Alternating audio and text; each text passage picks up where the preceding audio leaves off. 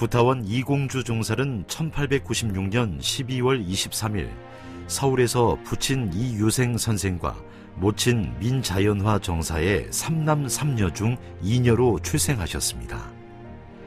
명문가에 태어나 어려서부터 재질이 총명예지하였으며 강하고 고결한 기상을 가졌습니다. 6세경에 이미 부친으로부터 한글을 배웠고 10세경에는 한문, 산술, 초급 영문 등을 배웠습니다.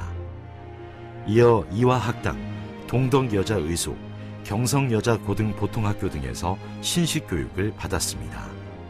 원기 9년 음력 10월에 구타원 종살은 박사시와 박공명선의 소개로 대종살을 처음 뵙게 되고 이 자리에서 대종살은 공주라는 법명을 내리며 구슬은 보배로운 것이다. 공주라는 이름 그대로 세계의 모든 인류가 함께 보는 보배로운 구슬이 되어 주시오라고 말씀하셨습니다. 구타원 종살은 출가하자마자 바로 총부 여자교무에 임명되었고 이어 통신부장 겸 연구부장의 직책을 맡았으며 송도성 전은광 등과 함께 회보 발행의 주역이 되었습니다. 또 장자인 묵산과 함께 부군으로부터 물려받은 처녀마지기의 재산을 교단 경제 운영에 적절히 사용하여 각종 초기 교서 인쇄 비용과 회보 발행 비용이며 총부 대각전 신축, 제1대 성업봉찬 사업과 개교 반백년 기념사업 추진, 서울 수도원과 서울보아당 설립, 서울회관 건립, 교단 인재 양성, 영산 성지 개발 사업, 초창기 교당 후원, 해외 교화 후원, 총부 운영 등에 이르기까지 많은 경제적 후원을 아끼지 않았습니다. 구타원 종살은 사업뿐만 아니라 공부면에 있어서도 원기 13년 3월 교단 최초의 법의사정 때 최초의 정식 특신급에 올랐으며 원기 71년에는 원불교 제1대 창립 유공인 역사 전 7권을 편찬 발행하기도 하였습니다. 구타원 종살은 원기 42년 4월 교단 창립 최초로 대봉도의 법훈을 받아 회상 창립 이래 대봉도의 원훈이 되셨습니다. 원기 73년 제122회 수의단회에서는 이대말 성업의 결산기를 맞아 법의를 출가위로 사정하고 종사의 법훈을 서운키로 결의했습니다.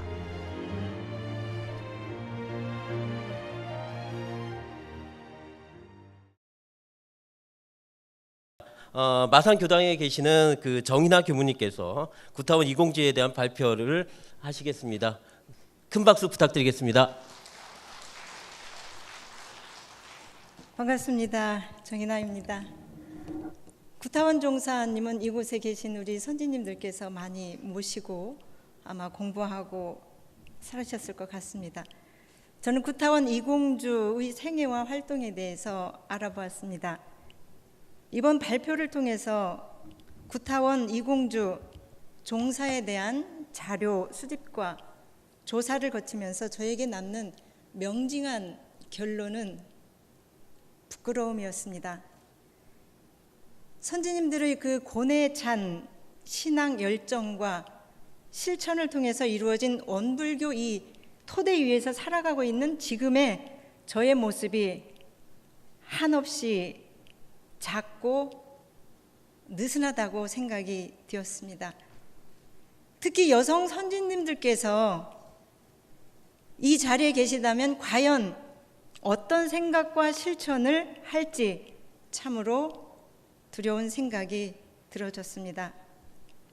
이러한 문제의식을 지닌 채 지금도 우리 곁에 살아계시고 앞으로도 영원히 기억하고 본받아 마땅한 위대한 10인의 여성 제자 가운데 구타원 이공주 종사님의 발자취를 선지님을 얼을 채받을 수 있는 기회가 저에게 주어졌기 때문에 저는 무한한 영광으로 여기면서 이 자리에 섰습니다.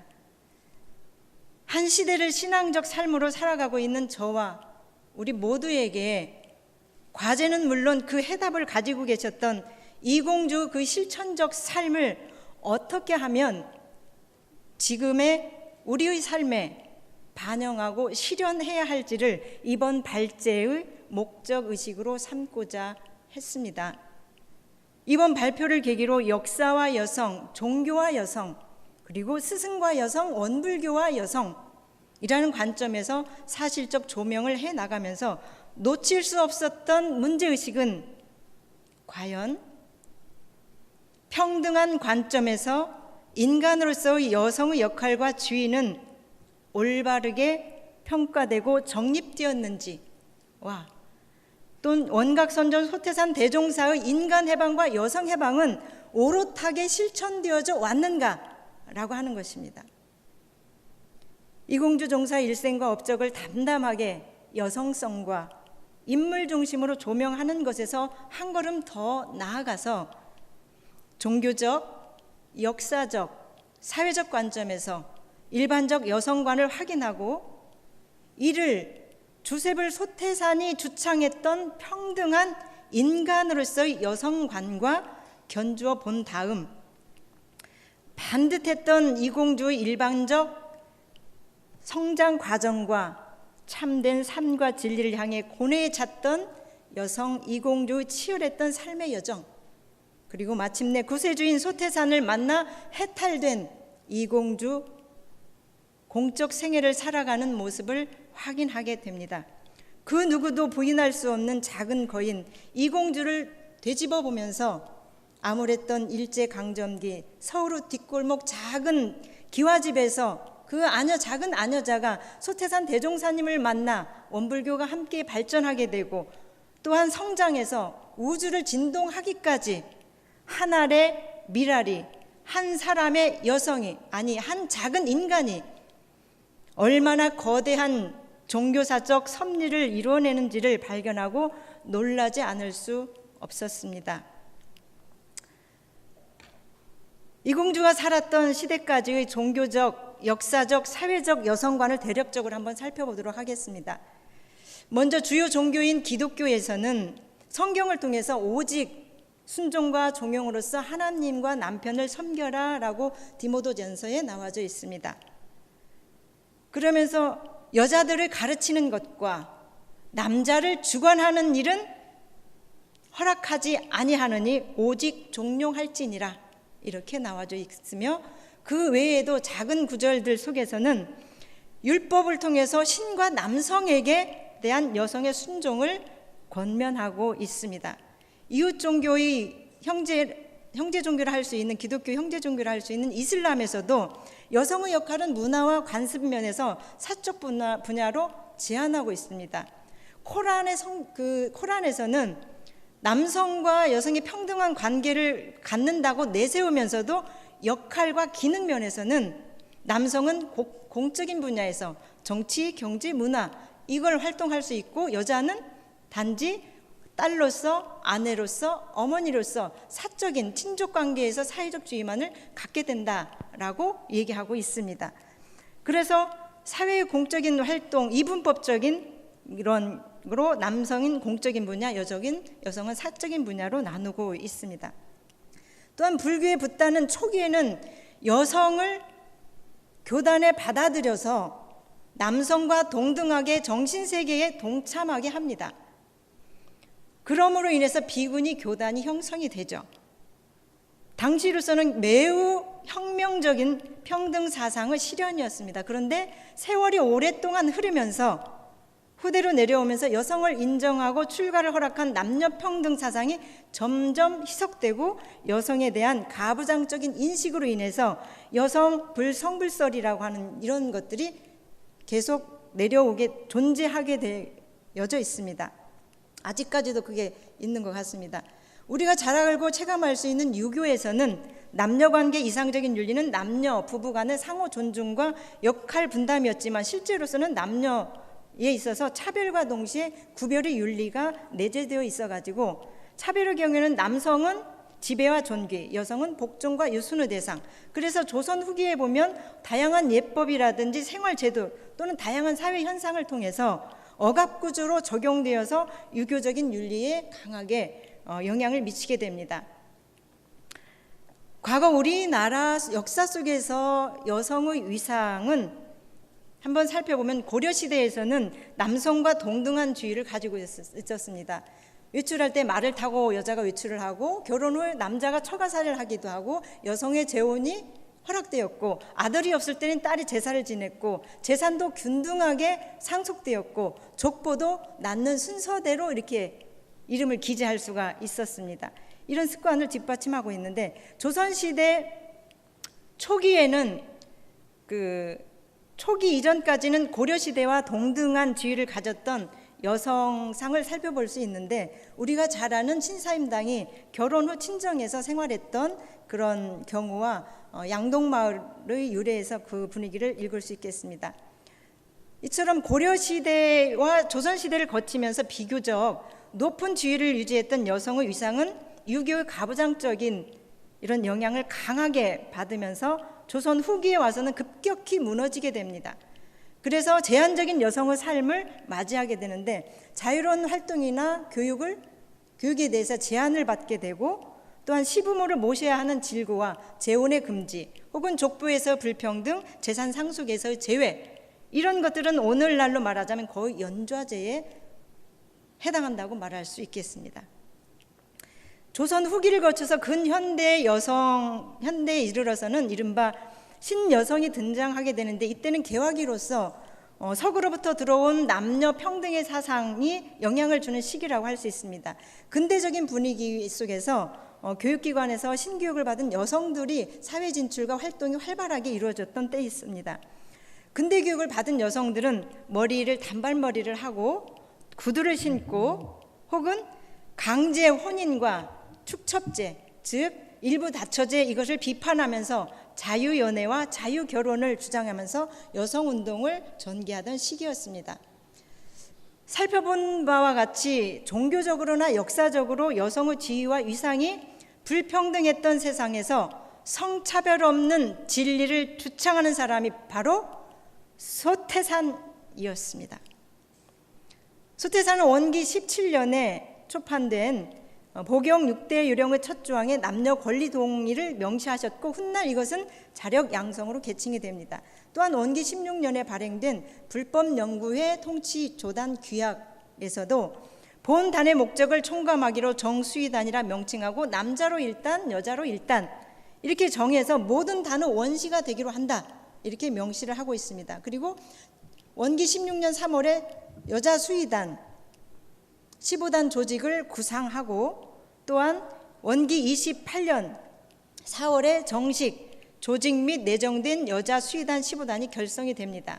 안타깝게도 대종사 당대에 2차례나 여자 수의단 제도를 실현하고자 15단을 구성한 바 있지만 이루지 못하고, 원기 30년 1월 25일 정산종사 송교 종법사에 의해서 정식으로 여자 수의단이 공개가 됩니다.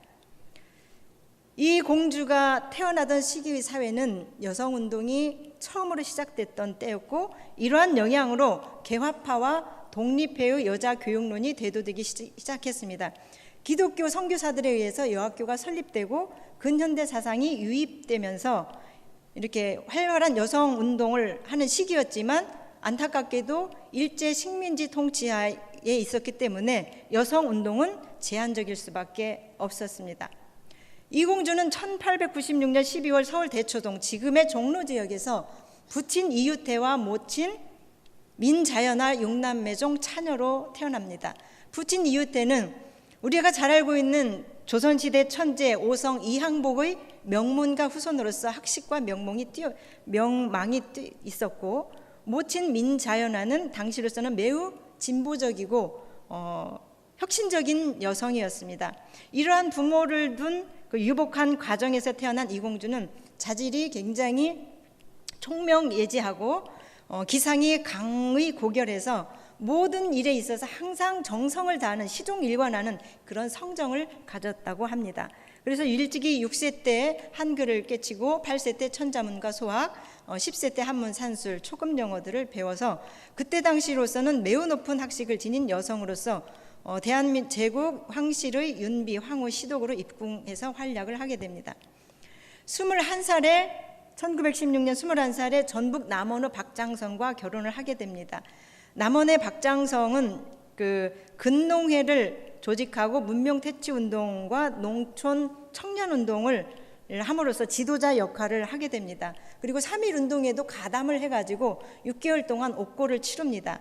그리고 난 뒤에 일본으로 유학을 가서 공부를 하던 중 유학 3학년 때 잠시 여름방학 때 귀국을 했다가 호남 지역에서 민족 사상을 위한 강연을, 순회 공연을 계속하다가 이제 급성 폐렴으로 사망하게 됩니다.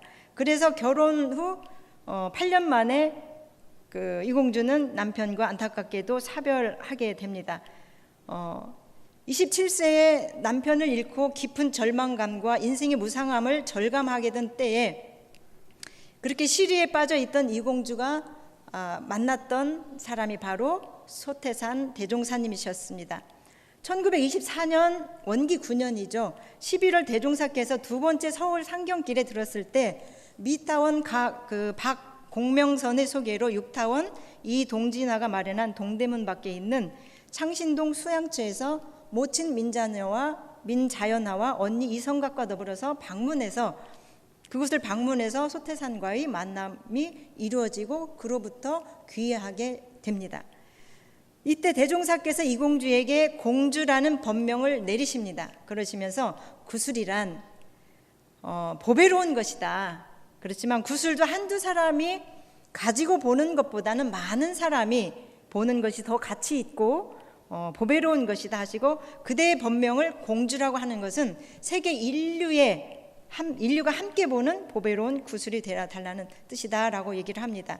그러면서 소태산 대종사를 만났던 이공주는 이제 부군을 잃었던 슬픔을 딛고 새로운 인생을 발언한 가운데 이제 개동집 사랑채에서 대종사님을 모셔다가 계속 법을 듣고 돌을 닦는 낙생활을 하게 됩니다.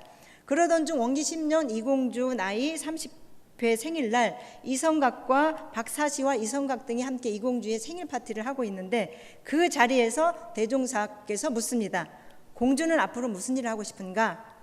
그러자 저는 여학교 때부터 1천만 조선 여성을 위해서 일해야겠다는 생각을 했습니다. 그래서 일본에서 유학을 해가지고 와서 문학 박사가 된 뒤에 글을 써서 조선 여성들을 계몽시켜 볼까 생각했습니다 라고 대답을 하자 대종사께서 공주는 생각을 더 넓혀서 이왕이면 도덕 박사가 되어 세계 전체 여성을, 나아가서 세계 인류를 제도하는 것이 좋지 않겠냐라고 말씀을 하십니다.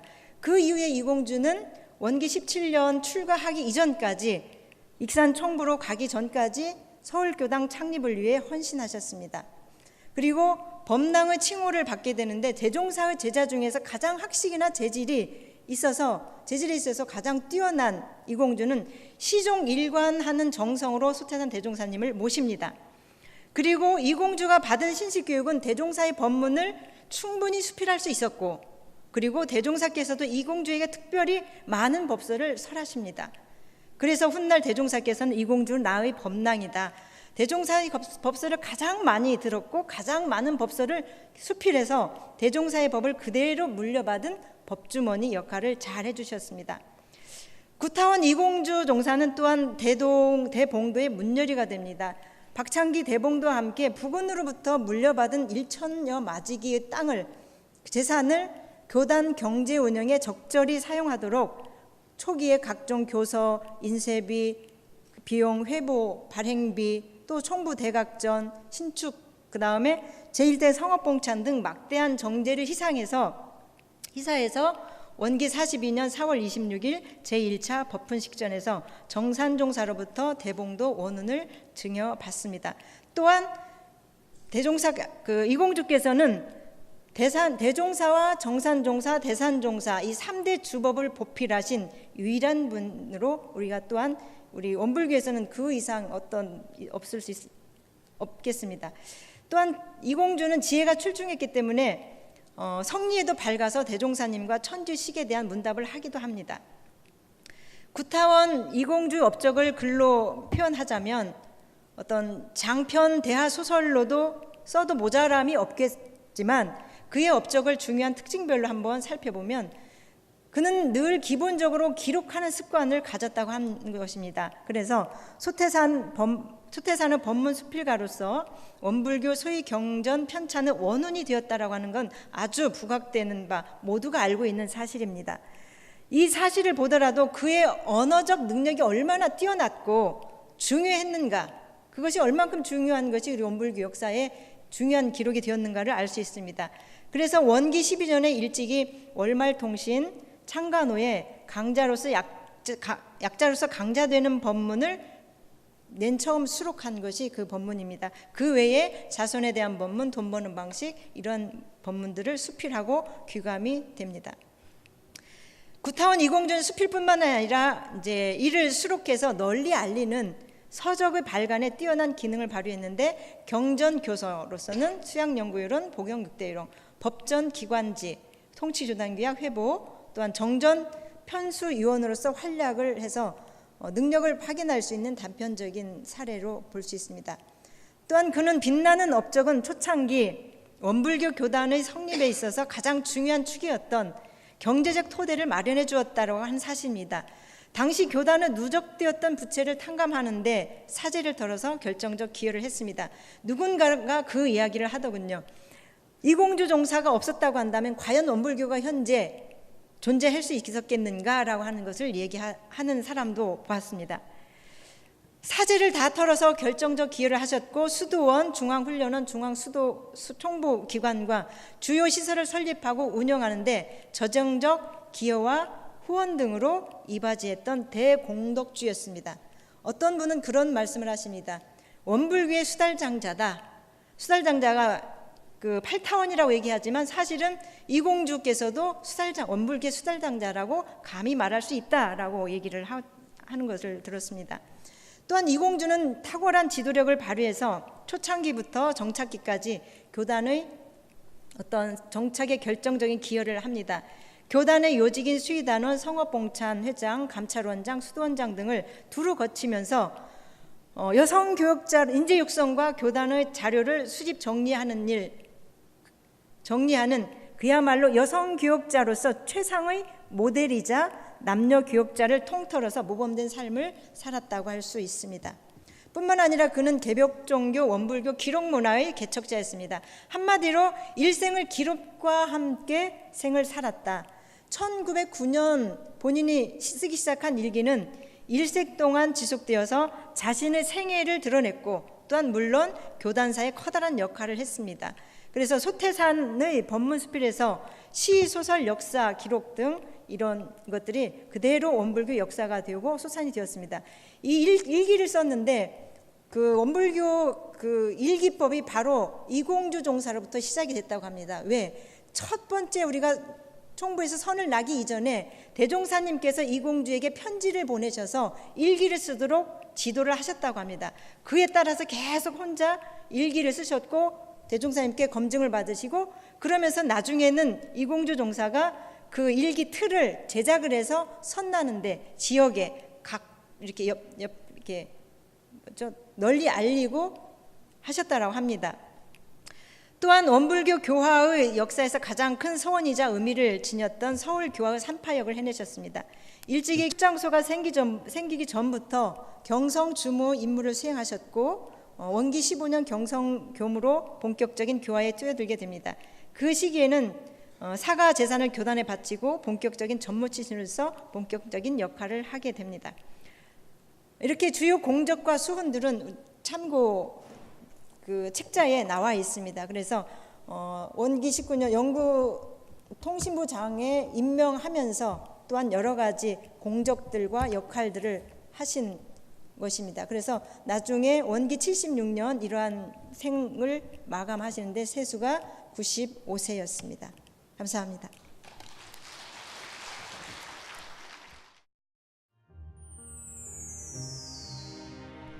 십타원님은 1890년 11월 3일 전남 영광군 백수면 통곡리 장기촌 부친 양화련 선생과 모친 박현재화 여사의 4남매 가운데 둘째 딸로 출생하셨습니다. 평범한 농가에서 자라나 16세에 1살 아래인 대종사와 결혼하여 대종사의 대각 이전 구도 생활을 위하여 근실한 내조의 도를 다하셨습니다. 대종사 대각 후 원기 2년 저축조합 설립 시 대종사 명에 따라 가산 직무를 방매하여 마련한 400원을 조합기금으로 헌납하였고 원기 8년 8월 26일 시어머니 유정천 여사가 별세한 후 더욱 회중의 일을 도왔습니다. 원기 14년 무렵 교단에서는 인재 양성을 결성하여 매월 16일 의견 교환과 단금을 내었는데 십타원 대호법도 단금 마련을 위해 남의 집 벼베기며 벼훑기 등 품상일을 하여 의무 이행을 지키셨습니다. 원기 28년 6월 1일 대종사 거연이 열반에 드심에 이 소식을 듣고 십타원 대호법은 실신하였다가 잠시 후 정신이 들자 아이고 이 일을 어째 하는 말뿐이셨습니다.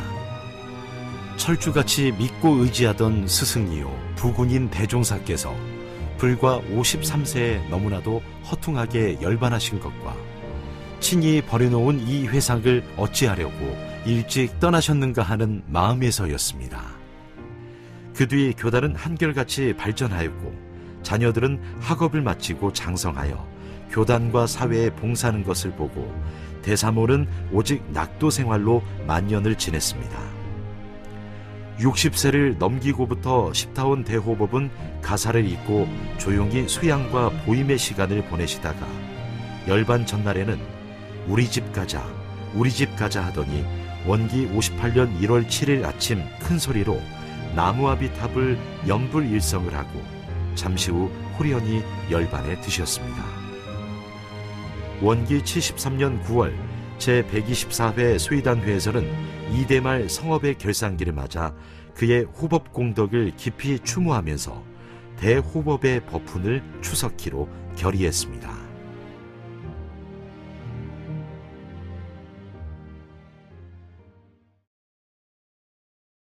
십타원 양하운 그 대사모님에 대해서 발표를 해 주시겠습니다. 박수로 맞이해 주시기 바랍니다. 반갑습니다. 네, 드디어 10번째 제자 중에 마지막 제자인 양하운 대사모님에 대한 발표를 하게 되었습니다. 제가 한 두어 달 정도 이 대사모님을 연구를 하면서 마음으로 모시고 또 어떤 뜻을 좀 이렇게 제가 새겨보고자 공부를 많이 하게 되었는데요.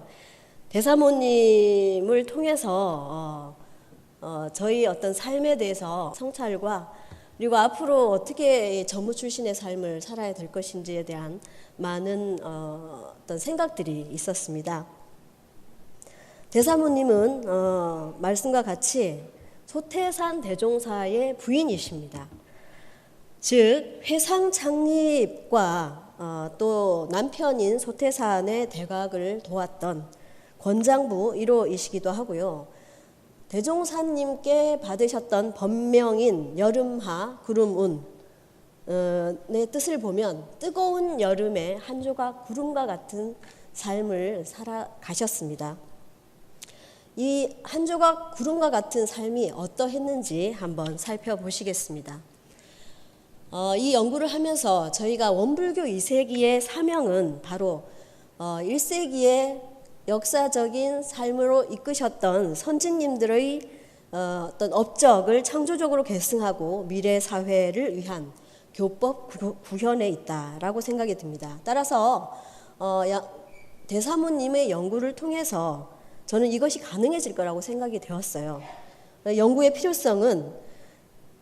필요성과 목적은 대사모의 생애와 개벽 정신을 재조명해보고자 하고요. 두 번째로는 대사모의 교단사적 위상을 살펴보고자 합니다. 세 번째로는 대사모를 통해서 원불교 여성 연구의 기초를 마련하는 데 있습니다. 이 연구를 하기 위해서 많은 분들의 자료를 살펴보게 되었는데요. 자료가 그렇게 많지는 않습니다. 근데 다행히 이런 분들에 의해서 자료를 찾을 수 있게 되어서 정말 감사하고 다행이다는 생각이 들었습니다. 여기 계신 두산 서경전 원로님도 계시고요. 박혜명, 송인걸, 박용덕, 선문성 교무님 등을 통해서 이 자료를 얻을 수 있었고요. 그리고 정기 간행물과 교고총관을 통해서 했습니다. 그리고 지금 이 자리에 계신지 모르겠는데 융산 송천은 원로님과 그리고 성산 박성태 교수님에게 직접 찾아뵙기도 하고 전화 연락도 드려서 인터뷰도 하기도 했었습니다. 크게 연구의 방향은 두 가지인데요. 권장부 1호인 정토 원운의 대사모 생애와 두 번째로는 대사모의 자력 양성을 통한 개벽정신 재조명입니다. 대사모는 이 두 가지를 통해서 개인적으로는 대자유와 대해탈의 삶을, 그리고 공도에 있어서는 이타적 대승행의 삶을 구현하셨습니다. 즉 공을 통해서 사를 완성하셨고 사를 키워서 공적인 삶을 사신 것으로 이렇게 조명이 되었습니다. 대사모의 삶을 보신다면 첫 번째 생애를 조금 생애에 앞서서 대사모는 이러한 분이셨습니다. 사진과 같이 1890년 부친인 양하령 공과 모친인 박현재화의 4남매 중 둘째 딸로 태어나셨고요. 외형은 키가 아주 저와 반대로 크고 건장한 모습을 가지셨다고 합니다. 성품은 굉장히 씩씩하고 다툼은 멀리하면서 화합을 지속하는 성품을 가지셨고요. 이런 일화가 있습니다. 소태산의 부친인 박성삼공은 며느리 선을 이렇게 보러 갔는데 예전에는 남녀가 이렇게 만나서 선을 볼 수가 없었기 때문에 얼굴은 대면하지 않고 목소리만 들으셨다고 해요. 목소리를 들었는데 대사모의 목소리가 워낙 씩씩하고 컸다고 합니다. 그래서 그 씩씩하고 큰 목소리에 이 박성상공께서 반해가지고 며느리 삼을 것을 결정하기도 하셨다고 합니다. 대사모는 큰 외형과 같이 일을 해내는 능력도 다른 이의 2배, 속도도 2배로 이렇게 많은 일을 해내셨다고 합니다. 생애 첫 번째로 들어가 보면요, 대사모가 태어나고 자란 때는 조선 후기인데요. 조선 후기의 여성의 인권을 좀 살펴볼 필요가 있습니다. 조선 후기는 국내적으로는 권세가들의 세도 정치로 이게 부정부패가 심해서 밀란이 많이 발생하는 그런 시대였고요. 세계적으로는 강대국이 약소국을 이렇게 침략하는 제국주의로 식민지화로 인해서 전쟁이 많이 발생했던 시기입니다. 문명적으로는 개화기로서 서구의 신물물이 유입이 되었던, 한마디로 말하면 대격동, 대전환의 시기라고 볼 수가 있습니다. 이 시기의 여성의 인권은 여러 교무님들께서 이야기하신 것처럼 사회적으로 남성 우월주의와 가부장제, 그리고 대사모 역시도 불합리한 차별 속에서 본인이 원치는 않았지만 그러한 차별 속에서 성장했음을 알 수가 있습니다. 예를 들면 결혼을 포함한 모든 결정을 아버님의 뜻에 따라야 했고, 그 시대에는 남자와는 밥상도 함께하지 못하고 말도 함부로 섞지 못하는 그러한 삶이었다고 볼 수 있습니다. 대사모는 자라서 16세에 1살 어린 소태산과 결혼을 하게 됩니다. 시집을 와서 5년간은 시가 생활이 좀 풍족했었어요. 그래서 5년간은 안정된 살림을 하게 되었는데 대사모 21세에 시부가 열반을 하시고 소태산께서는 구도의 열정으로 본격적으로 구도에 이제 들어가게 되는 거죠. 그런 상황에서 사가의 책임은 오롯이 대사모에게 오게 됩니다. 더욱이 구도 열정에 이렇게 심취해 있는 남편 뒷바라지까지 이렇게 해야 되는 상황이었는데 남편의 구도 일념으로 대사모는 또 허망한 일도 많이 당하죠. 거지를 데려온다든지, 그리고 이상한 사람들을 데리고 와서 뒷바라지를 하게 하는 그런 허망한 일을 많이 당하시기도 하십니다. 더욱이 소태사는 구도 정진으로 폐인이 되어가기에 이르렀습니다. 그렇지만 대사모는 고된 하루 종일 애쓰고 힘든 그런 자신보다도 소태산 남편의 구도 10년간의 과정이 헛될까 봐 계암골 기도터에서 3년간 정성을 모으기도 했습니다. 이런 면면을 봤을 때 소태산의 대각은 대사모의 희생과 정성이 뒷받침되었음을 알 수가 있습니다. 대사모와 소태산의 관계를 좀 살펴볼 필요가 있는데요. 두 분의 사이는 부부 사이보다는 사제지간에 가까웠습니다. 대사모가 본 남편 소태산은 저희가 이렇게 교사에서도 많이 살펴봤지만 소년 소태사는 좀 비범하지 않았습니까?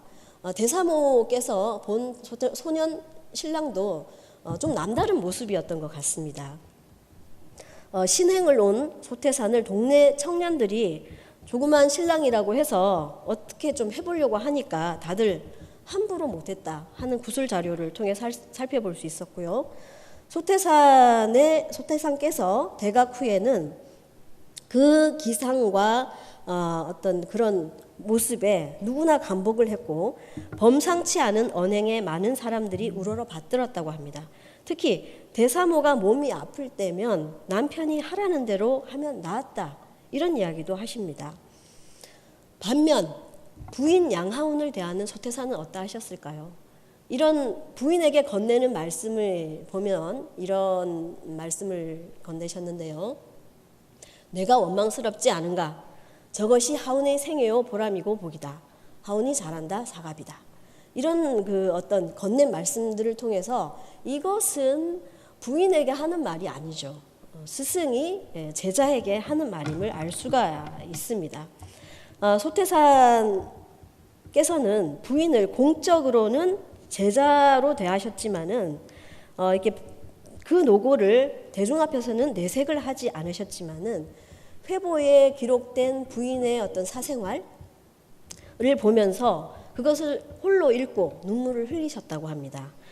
이것은 용산 종사님께서 공타원 조정권 선지님에게 들은 말입니다. 이러한 생애를 사신 대사모의 정신은 어떠하신가? 대사모의 저는 정신 개벽이라고 쓰질 않았고요. 개벽 정신이라고 좀 보았습니다. 정신을 개벽하는 것도 의미가 있지만 이 뭔가 개벽할 만한 사건을 통해서 개벽적인 사건을 통해서 정신이 바뀌는 그러한 삶을 사셨습니다. 첫 번째로는 사가를 책임진 권장부를 통해서 그 개벽 정신을 살펴볼 수 있는데요. 대사모께서는 육신에 관한 의식주 3건과 자녀 양육을 도맡아 하다 보니까 그 갓난 신고의 생활은 이루 말할 수가 없었습니다. 그 내용은 그 회보 39호, 즉 원기 22년 10월 회보와 원기 25년 3월 64호 회보를 통해서 알 수 있는데요. 이때 대사모 나이는 48세, 51세 그렇습니다. 젊은 나이가 아니죠. 근데 자녀 부양과 생계 유지를 위해서 농사, 목축, 세탁, 몸을 쓰는 노동으로서 자신의 건강을 돌볼 새가 없었습니다. 그리고 대사모는 공심의 삶을 사셨습니다. 즉 이 사업의 큰 창립주임을 누구도 의심할 필요가 없지요. 원기 25년에는 당시 새 회상 창립 제1대 제3회였습니다. 이때는 가장 중요한 사건이 있었는데요. 초기 교서 편집 발간의 황금 시기였습니다. 그래서 대종사께서는 밤낮으로 교서 발간을 위한 감수로 여념이 없었고 이러한 시기에 사가를 떠나서 공인으로 새 회상의 앞날을 열어갈 부군을 대신해서 대사모가 사가일을 책임 맡음으로써 남편을 보좌한 것은 교단 일의 중책을 맡았다라고 볼 수 있습니다. 반면 공사 구분의 철저한 삶을 사셨습니다. 대종경 실시품 25장을 보면 원기 12년에 대사모 일가는 사가 집을 팔고 갈 데가 없어서 군의 전운광의 겹방에서 지내게 되십니다. 제자들은 이를 보고 안타깝게 생각을 해서 성금을 모아서 도움을 드리자 하는 논의가 이루어지고 있었습니다. 그때 소태사는 이렇게 말씀을 하십니다. 이만한 큰 회상을 창립하는데 그 사람도 직접 나서서 창립에 큰 인물은 못 될지언정 도리어 대중의 도움을 받아서야 되겠는가? 자력이 없어서 할 수 없는 처지라면 모르거니와 자신의 힘으로 살 수 있다면 그것이 떳떳하고 행복한 생활이라고 하셨고 이전에 영상을 보신 내용 중에 아타오님께서 그런 이야기를 하셨죠.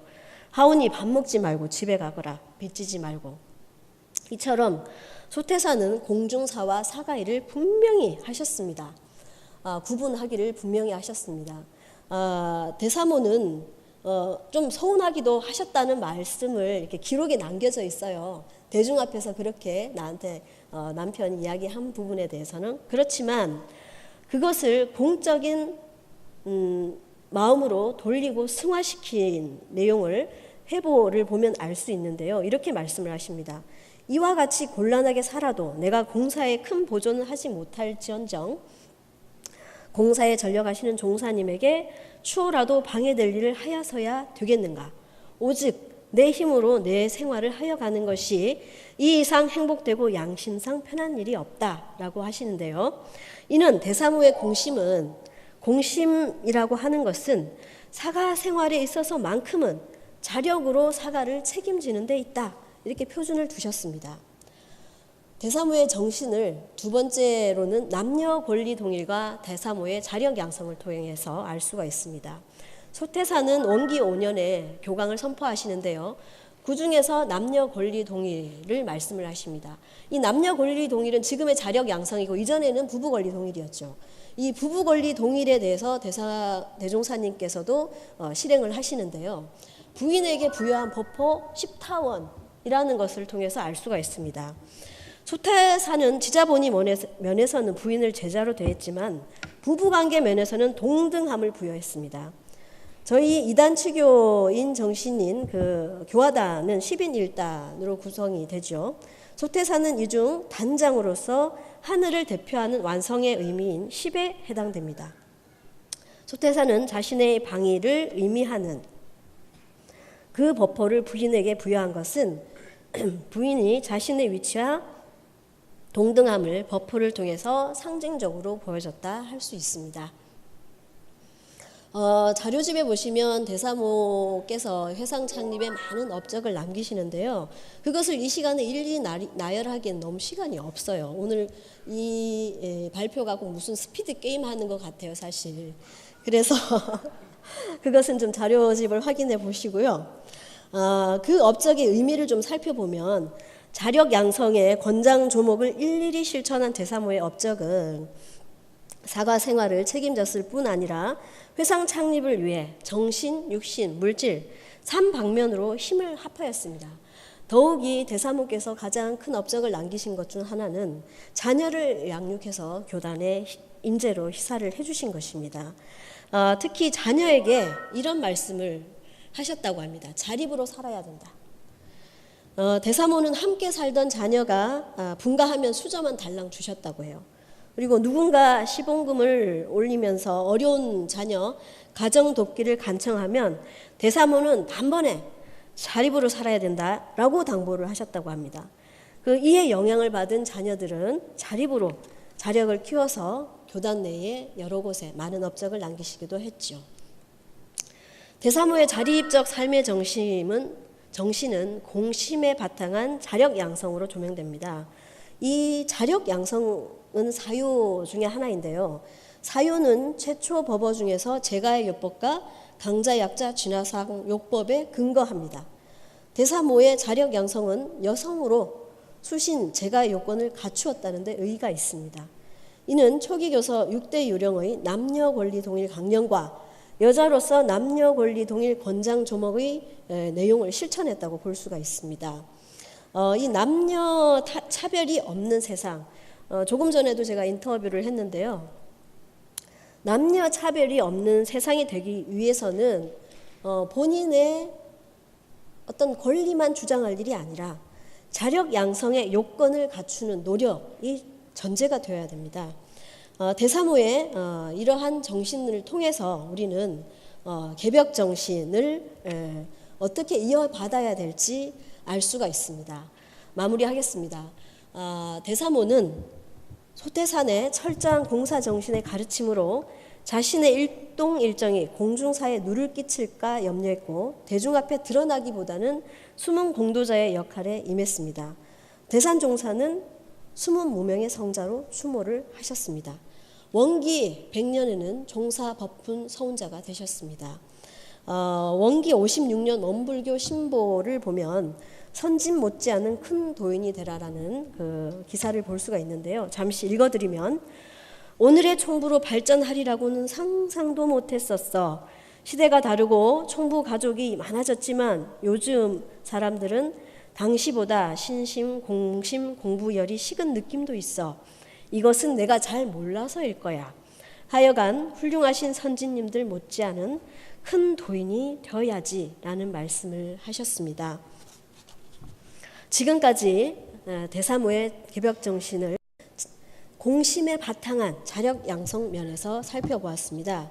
대산종사는 자력 양성에 있어서 정신의 자주력, 육신의 자활력, 경제의 자립력을 강조하셨는데요. 교조의 부인이셨으나 공사의 철저한 구분으로 의뢰하지 않는 정신의 자주력을 얻으셨고요. 체면을 불사하고 몸을 아끼지 않으신 육신의 자활력을 양성하셨고, 여성의 몸으로 홀로 사가의 생계를 책임진 경제의 자립력을 이루어내신 자력 양성의 모범이 되셨습니다.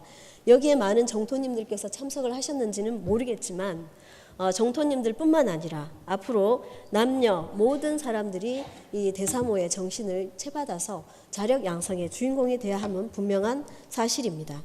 발전하는 연구를 위해서 이것은 시간상 줄이고요. 자료집을 확인해 주시기 바라고요. 이러한 정신을 통해서 저희가 2세기 후진으로서 공도자를 숭배하고 또 대종사님께서 원불교를 여신, 목적인 정신개벽으로 낙원세계 건설에 앞장설 수 있는 연구의 결과가 될 수 있기를 간절히 기원하면서 발표를 마치겠습니다.